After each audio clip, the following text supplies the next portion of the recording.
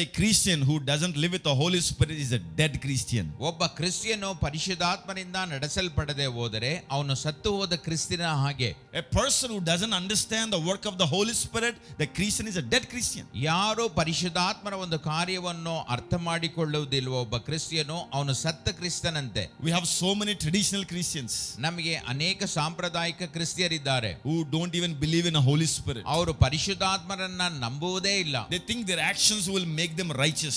ಅವ್ರು ಹೇಳ್ಕೊಳ್ತಾರೆ ಅವ್ರು ಮಾಡುವ ಕ್ರಿಯೆಗಳು ನಮ್ಮನ್ನು ನೀತಿಯಾಗಿ ಮಾಡ್ತದೆ ಅಂತ. You will never.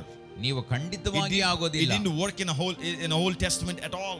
ಅದು ಹಳೆ ಒಡಂಬಡಿಕೆಯಲ್ಲಿ ಇದು ಕಾರ್ಯ ಮಾಡಲೇ ಇಲ್ಲ. It won't work even in New Testament. ಹೊಸ ಒಡಂಬಡಿಕೆಯಲ್ಲಿ ಸಹ ಅದು ಕಾರ್ಯ ಮಾಡುವುದಿಲ್ಲ. What you need as a believer, ಒಂದು ವಿಶ್ವಾಸಿಯಾಗಿ ನಿಮಗೆ ಅಗತ್ಯ ಇರುವುದೇನೆಂದರೆ the presence of the Holy Spirit inside. ನಿಮ್ಮ ಆಂತರ್ಯದಲ್ಲಿ ಪರಿಶುದ್ಧಾತ್ಮನ ಒಂದು ಪ್ರಸನ್ನತೆ ನಿಮಗೆ ಅವಶ್ಯ. Hallelujah. Hallelujah. If you are coming to the Lord, ನೀವು ಕರ್ತನ ಕಡೆಗೆ ಬರುವುದಾದರೆ to the church, ಸಭೆಯ ಮೂಲಕ one thing you should pray, baptize and be filled by the Holy Spirit. ಒಂದು ವಿಷಯಕ್ಕಾಗಿ ನೀವು ಪ್ರಾರ್ಥಿಸಬೇಕು, ಪರಿಶುದ್ಧಾತ್ಮನಿಂದ ನಾನು ದೀಕ್ಷಾ ಸ್ನಾನ ಪಡೆದುಕೊಂಡು ನಾನು ಅಭಿಷೇಕಿಸಲ್ಪಡಬೇಕು.